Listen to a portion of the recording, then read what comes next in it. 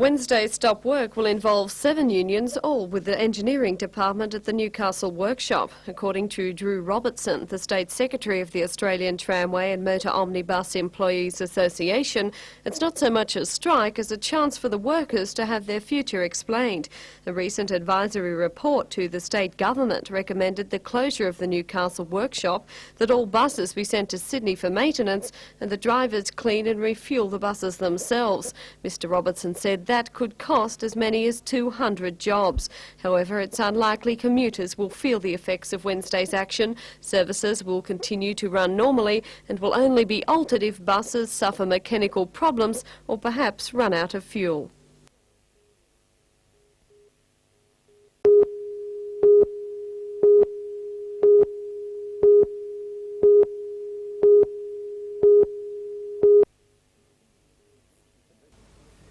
Conditions in this year's wind safari have changed dramatically over the past 2 days, with wet boggy tracks replacing the rocky sandy sections.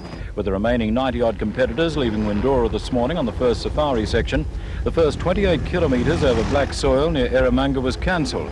But then it was down to business over the remaining competitive kilometres into the town of Thargomindah. With Michael Goddard continuing his strong form, leading the motorcycle section from Steve Chapman and Andrew Norris, while Ross Dunkerton continues his lead in the auto section, blue smoke issuing from his Pajero caused some concern. Well, we think what's happened is the breather for the engine has got kinked and is pressurising the engine. We hope it is anyway. We're just checking the oil to make sure that we haven't lost too much oil, and then we'll just give it a run down the road. Hopefully that's the problem, because we've only got a day and a bit to go. The wet conditions continue to disrupt the event. The second safari section to Hungerford cancelled because of the road surface. And while Dunkerton welcomed the decision, the move didn't please two-time winner Andrew Cowan. Yes, I'm very disappointed. You know, we were counting on as many safari miles or kilometres as possible to try and catch up. We had our sights set on third position, but we won't get that now. What position do you think you will get? I think we might finish fifth. And with only a couple of competitive sections yet to go in the 1988 Wind Safari, the longest motoring event in Australia in almost a decade, it seems certain that two-time runner-up Ross Dunkerton and Steve McKimmie will achieve their wish and their aim of taking out the Wind Safari.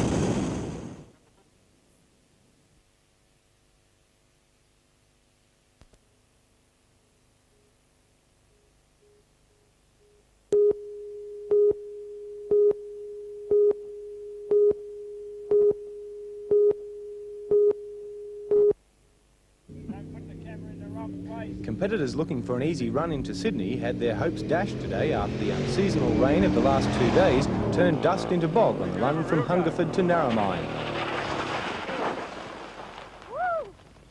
Even seasoned campaigner Jim Rediax ran into trouble when he went bush to avoid the mud. The only one who seemed to be having a good time was Steve Riley, last year's runner-up in the motorcycle division and putting on a show in 5th place this year. But a local farmhand showed the way to go for Barry Ferguson in the midfield. Ross Dunkerton, the 1988 Safari hero, continues to blitz the field despite any conditions the track throws up.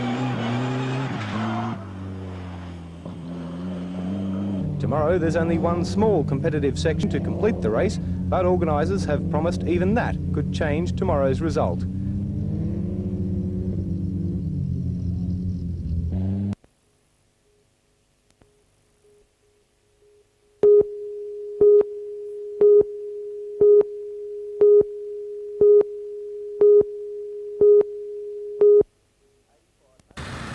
"85 motorcyclists took part in this year's rally, including 6 from Queensland, 6 from Taree and 10 from the Central Coast. The bikes ranged in ages from 1916 models up to 1958, with 4 classes within that range: veteran, vintage, post-vintage and classic. The oldest bike in the event, a 1916 500cc Triumph, valued at around $5,000, unfortunately had to pull out at the starting line with a broken frame, underlining the fact that the old two-wheelers have to be treated with tender loving care. Most of the bikes were British makes, including Matchless, AJS and BSA. A classic old American Indian also took part in the rally. The smell of the oil and the throb of the engines obviously is a delight to the enthusiasts, some of whom took a few friends along for the ride.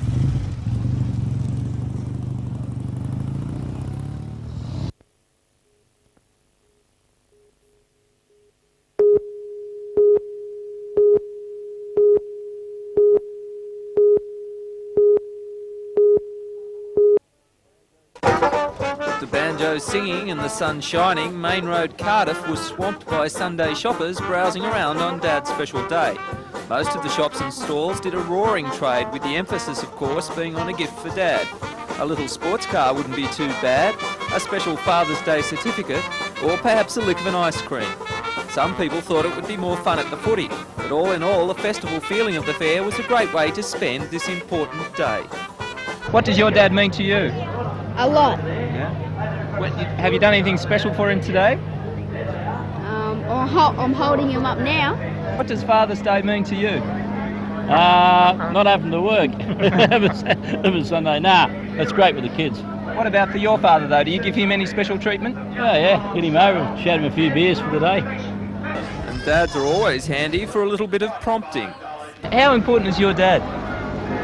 Very. Very. Have you done anything special for him today? Made the card. We made a card for him.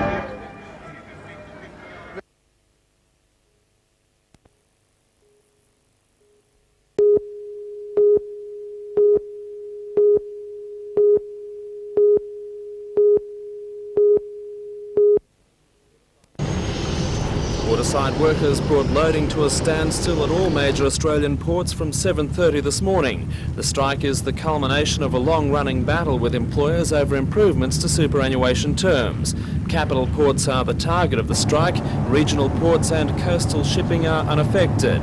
In Newcastle's case, union leaders say they'll treat individual vessels on their merits. Special cargoes will be exempted. In this particular port we have coal, which is exempt. We have grain, which is exempt. We have agricultural machinery or cargoes. That would be receive the consideration of the Federation and exempt. Coastal shipping would be exempt. So, you know, if you look at those four subjects or four items, you'll find that the dispute is virtually confined to certain areas. Coal wasn't loaded today. Members of the crane loaders branch of the Waterside workers were holding their annual general meeting, and work on the loaders was scheduled to halt, strike or no strike. The only vessel directly affected is BHP's Iron Arnhem, where loading of a steel shipment to New Zealand has been interrupted. Another ship, the Maria Topic, is steaming towards Newcastle with a load of phosphate from Nauru. It's due to dock tomorrow morning. At this stage it's not known whether the strike will affect unloading of the cargo when it berths at Kooragang. Members of the Miscellaneous Workers Union have voted to join the strike, and there's a possibility that it will spread to the foreman stevedores and federated clerks unions, all of which are covered by the same superannuation scheme.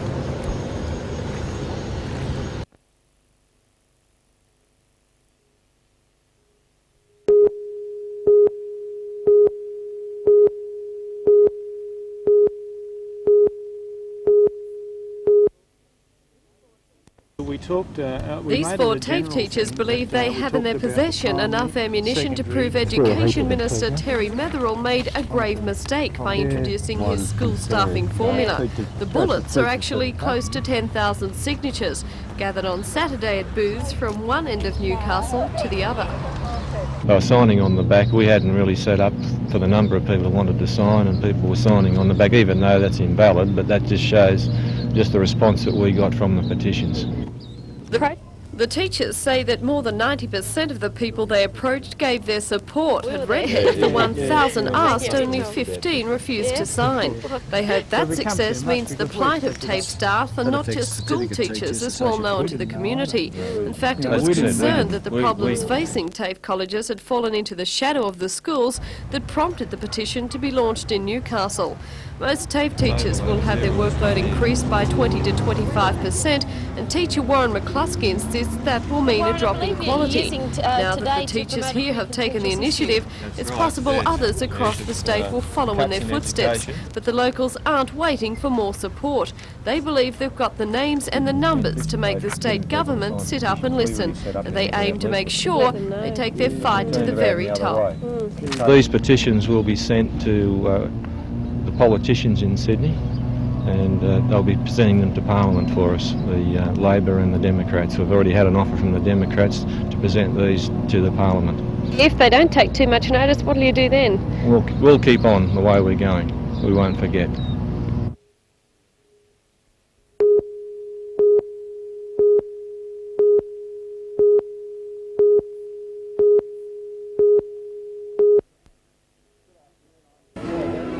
Good afternoon, I'm Peter Ryan. The New South Wales Girls CHS Gymnastics Interregionals began at Waratah High this morning with 110 girls competing from all over the state.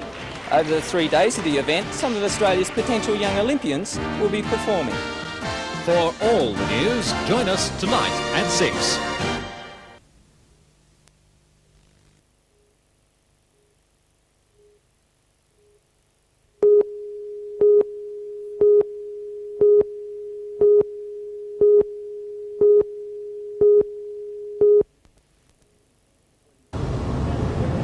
The 24-metre distillation column weighing 8 tonnes is bound for ICI's Port Botany plant. It's one of 8 columns being made by Varley Manufacturing as part of a $1 million project. This is the biggest component to be transported by road so far, but waiting the wings is another tower weighing more than 20 tonnes. It will wait at per hour until 2 o'clock tomorrow morning when it will be trucked into the city without disrupting traffic. A spokesman for the company said it was another tribute to the expertise of Newcastle workers that the contract went outside Sydney. Varley's ability to work with special grade stainless steel is understood to have been a deciding factor in the deal.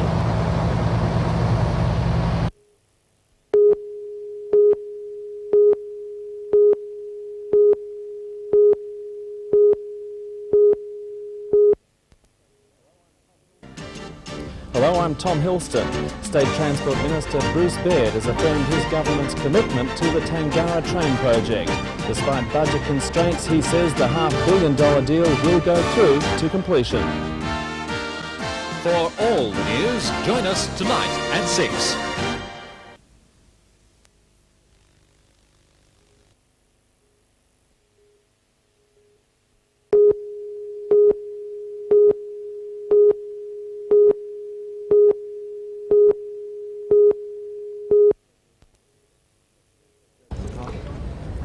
Several hundred guests accepted invitations from Gunninan to see Transport Minister Bruce Baird accept delivery of this 4th Tangara train to join the State Rail Authority.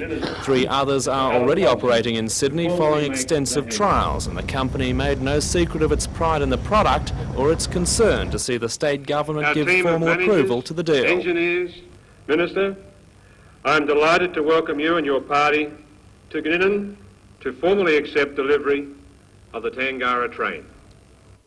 After the formalities, Mr Baird accompanied senior management on an inspection of the double-deck suburban passenger carriage. 450 trains will be manufactured in Newcastle in this first production run at a cost of more than $500 million. Despite tight budget restraints, Mr Baird confirmed the future of the Tangara project. We're committed to it. There's a government that believes in providing an effective service, a transport system, and we're not about winding that down. The Tangara is Gunninan's pride and joy, but Mr Baird agrees that Sydney's train vandals are not likely to share that enthusiasm. Vandalism is a major issue, but this type of train, in terms of the type of fabric it's got here, can't be slashed. You can try a knife on it, won't make any impact. In terms of graffiti, it can be wiped off. So it's been built to be graffiti proof, to be vandal proof, and to minimise that as much as possible. 4 cars will roll off the production line every 3 to 3.5 weeks. When the run finishes, there are other business opportunities for Gunninans. It's understood several overseas customers are looking at importing Tangara technology to Europe, the US and Japan.